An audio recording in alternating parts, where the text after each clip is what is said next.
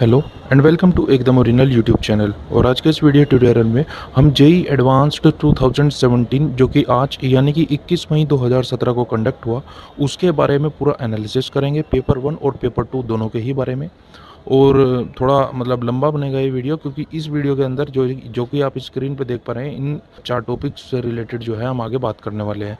पहली सब शुरुआत में हम बात करेंगे क्वेश्चन और मार्क्स किस तरीके से डिस्ट्रीब्यूटेड थे पेपर में, और उसके बाद टाइप्स ऑफ क्वेश्चन किस तरीके से पूछे गए थे क्वेश्चन पेपर में, और दोनों में ही पेपर 1 और पेपर 2 में क्लास वाइज किस तरीके से क्वेश्चन डिस्ट्रीब्यूटेड थे और एक्सपेक्टेड कट ऑफ क्या है। उसके बाद इन चारों चीज़ों के बारे में जो है हम बात करेंगे। अगर आप किसी एक पर्टिकुलर टॉपिक के बारे में जानना चाहते हैं तो आपको जो टाइमिंग दी हुई है इसके अंदर आप उस पर क्लिक कर सकते हैं, और नहीं तो आप अगर आपको पूरा ही डिटेल में सारी चीज़ें जाननी है, इन चारों चीज़ों के बारे में जानना है, तो आप पूरी वीडियो को ज़रूर देखें। So let's start.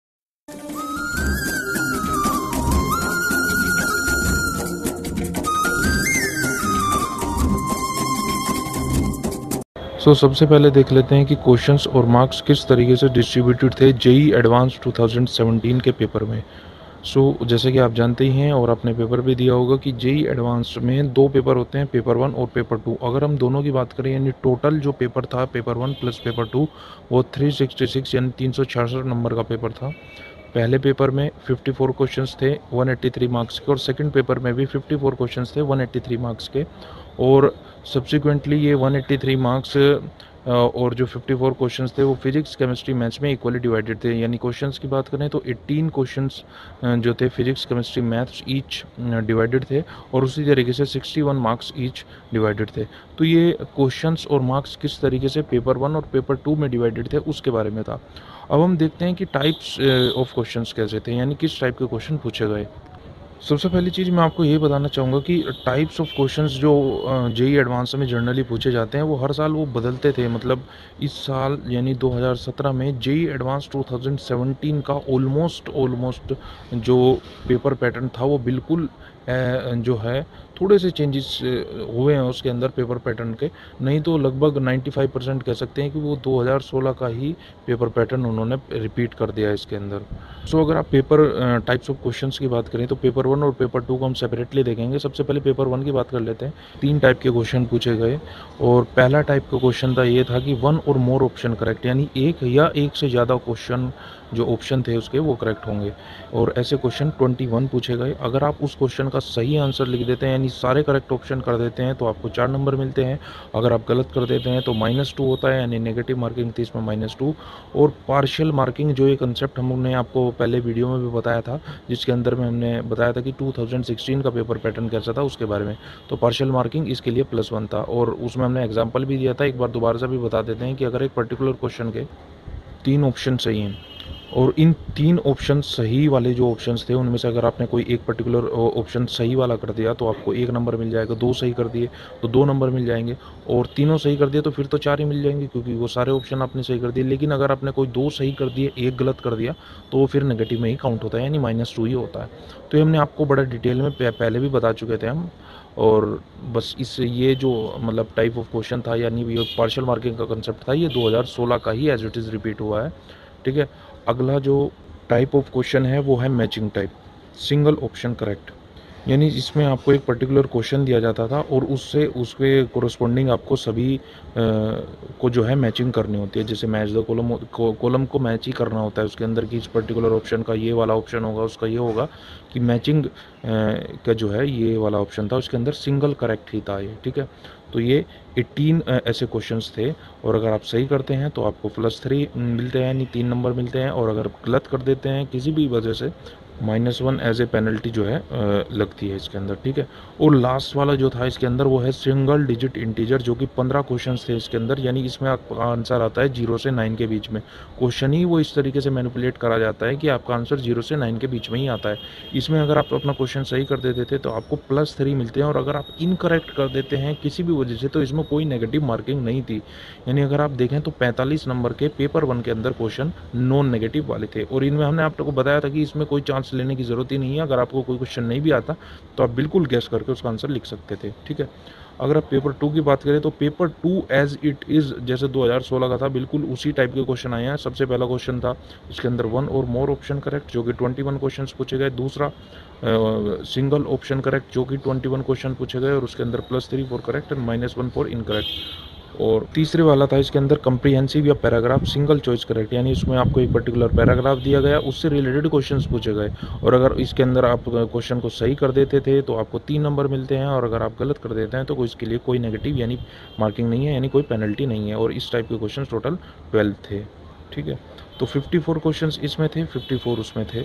और टोटल अगर क्वेश्चंस की बात करें दोनों ही पेपर की तो टोटल 108 क्वेश्चन थे। मार्क्स की बात करें तो टोटल 366 मार्क्स थे और इंडिविजुअली अगर हम बात करें तो 153 ईच। ठीक है, और अगर आप इनकी बात करें कि नॉन नेगेटिव वाले जो क्वेश्चन थे 15 या 45 इसके अंदर सिंगल डिजिट इंटीजर पेपर 1 में और उसके अंदर 12 या 36 यानी 36 + 45 81 मार्क्स के नॉन नेगेटिव वाले जो है क्वेश्चंस थे, यानी जिसके अंदर आपको कोई गलत क्वेश्चन अगर आप कोई कर देते हैं किसी भी वजह से तो उसके लिए आपको कोई पेनल्टी नहीं मिलती है। और इतने ही नंबर जो हैं पिछले साल भी थे 81 मार्क्स का ही आउट ऑफ 372। पिछले साल यानी जे एडवांस 2016 में 372 का पेपर हुआ था और उसके अंदर भी सेम यानी सिंगल डिजिट और कंप्रिहेंसिव यही दोनों क्वेश्चन भी थे और 81 मार्क्स की नॉन नेगेटिव थे। ठीक है, सो ये थे टाइप ऑफ क्वेश्चंस के बारे में। अब हम बात कर लेते हैं number of questions from class 11th and 12th subject wise. ठीक है, अगर हम सब्जेक्ट वाइज बात करते हैं पेपर 1 और पेपर 2 दोनों को ही लेकर चलते हैं कि फिजिक्स की अगर हम बात करें तो फिजिक्स में पेपर 1 में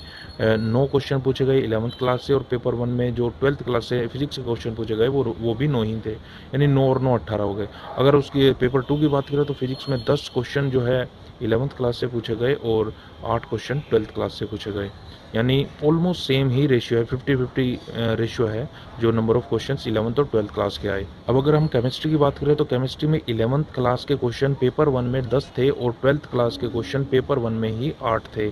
ठीक है, और अगर हम पेपर 2 की बात करें तो पेपर 2 में केमिस्ट्री में 5 क्वेश्चन 11th क्लास से थे और 13 क्वेश्चन 12th क्लास से थे। तो पेपर 2 में देखा जाए तो काफ़ी पोर्शन जो है 12th क्लास का आया। ठीक है, और अगर हम मैथ्स की बात करें तो 9 क्वेश्चन पेपर 1 में 11th क्लास से थे और 9 ही 12th से थे।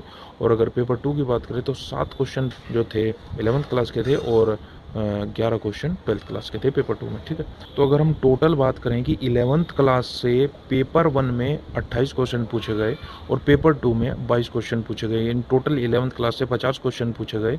और अगर हम 12th क्लास की बात करें तो 26 + 32 यानी 58 क्वेश्चन 12th क्लास के पूछे गए। तो देखा जाए तो प्रोपोर्शनेटली अगर हम प्रोपोर्शन में या परसेंटेज में बात करें तो 12th क्लास का प्रोपोर्शन थोड़ा ज़्यादा पूछा गया। और अगर हम परसेंटेज की ही बात कर रहे हैं तो हम कह सकते हैं कि 55% अप्रोक्सीमेटली 12th क्लास का सिलेबस से आए थे क्वेश्चंस और 45% जो है 11th क्लास से आए थे। और अब बात करते हैं हम अपने सबसे इम्पोर्टेंट टॉपिक की और वो है कट ऑफ। कट ऑफ के बारे में बात करेंगे। आप सभी जानते होंगे कि अगर आपने अपना जो इन्फॉर्मेशन ब्रोचर डाउनलोड होता है वो अगर आपने डाउनलोड करके देखा होगा तो हमेशा जेईई एडवांस वाले पहले से ही रैंक लिस्ट के लिए डाल देते हैं कि रैंक लिस्ट में अगर आपको आना है, यानी अगर आपकी रैंक आएगी तो वो सिर्फ तभी आएगी जब आप ये जो कि आप स्क्रीन पर देख भी पा रहे हैं बिल्कुल वही रैंक लिस्ट का क्राइटेरिया है जो एडवांस वाले हर साल साइट पे डालते हैं कि अगर कोई जनरल कैटेगरी का बच्चा है तो उसे मिनिमम टोटल मार्क्स का जो कि इस साल 366 थे उसका 35% चाहिए और सब्जेक्ट वाइज भी आपको पास होना पड़ता है तो वो 10% उसके मार्क्स होने चाहिए सब्जेक्ट वाइज। ओबीसी की बात करें तो 31.5 एग्रीगेट मार्क्स का और 9 इसका, 17.5 एससी का और 5 सब्जेक्ट ईच सब्जेक्ट में। ठीक है, और 17.5 एग्रीगेट का और परसेंटेज की अगर हम बात करें सब्जेक्ट वाइज ईच सब्जेक्ट में तो वो भी 5 था।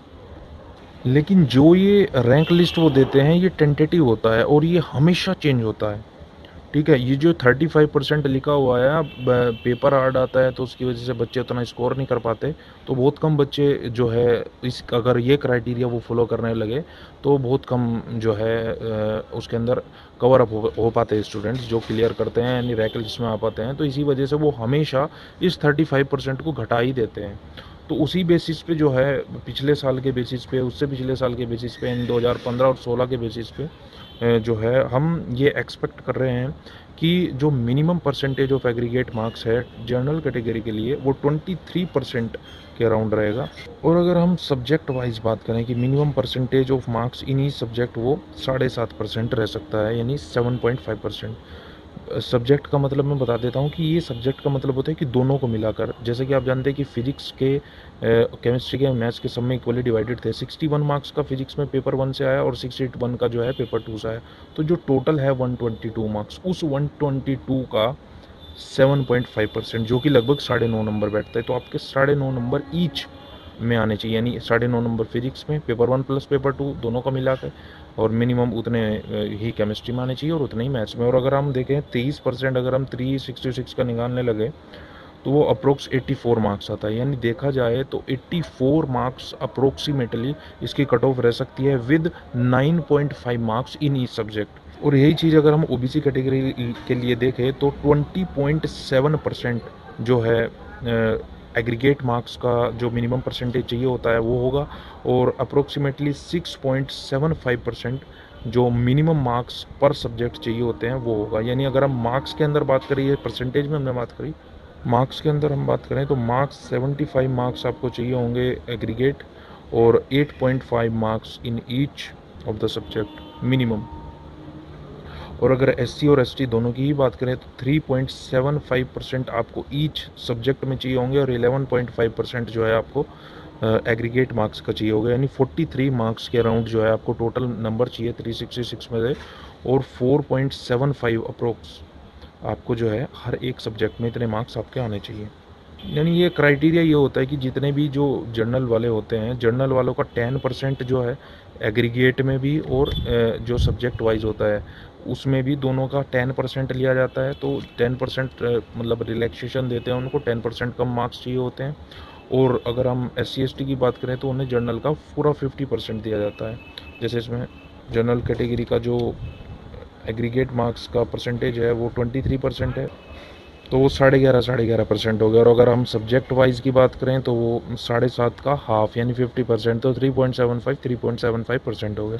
तो ये क्राइटेरिया फॉलो होता है, ठीक है।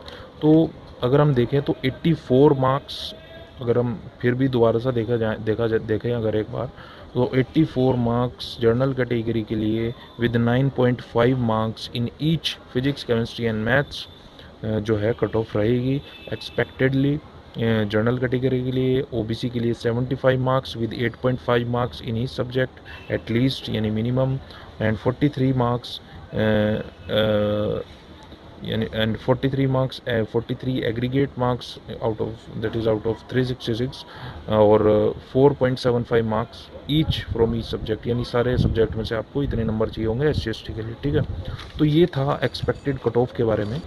और 11 जून को तो आपका रिजल्ट आ ही जाएगा, तो तब तक वेट करिए। और अगर आपका पेपर किसी भी वजह से ये JEE एडवांस का अच्छा नहीं हुआ, अपने पेरेंट्स से इसके बारे में डिस्कस करें और इसको एक अच्छी स्पिरिट के साथ लेके चलें, और ज़्यादा प्रेशराइज ना हो। और अगर आपके कोई और एग्ज़ाम बचे हैं, जैसे कि कुछ के बिट सेट का एग्ज़ाम बचा होगा, तो उनमें अच्छा परफॉर्म करने की कोशिश करें, या फिर किसी और स्टेट यूनिवर्सिटी लेवल का कोई एग्ज़ाम हो, अगर वो आपका छूट रहा हो, यदि रह रहा हो, अभी तक नहीं हुआ हो, तो उसमें आप अच्छा करने की कोशिश करें और हमेशा पॉजिटिव रहें। हम तो यही कहना चाहेंगे आपको। बस यही था आज के इस वीडियो ट्यूटोरियल में। और अगर आपको ये वीडियो किसी भी तरीके से अच्छा लगा हो, काम का लगा हो, तो आप ज़रूर इसको लाइक करें। आपकी कोई भी क्वेरी हो JEE एडवांस से रिलेटेड, तो आप हमें कमेंट बॉक्स के थ्रू करके पूछ सकते हैं। और अगर आपके पास थोड़ा बहुत टाइम हो तो बिल्कुल आप अपने दोस्तों के बीच इस चीज़ को शेयर कर सकते हैं। और अगर आप नए हैं तो हमारे इस चैनल एकदम ओरिजिनल को सब्सक्राइब करना मत भूलिएगा। So please subscribe and thank you for watching. Bye bye.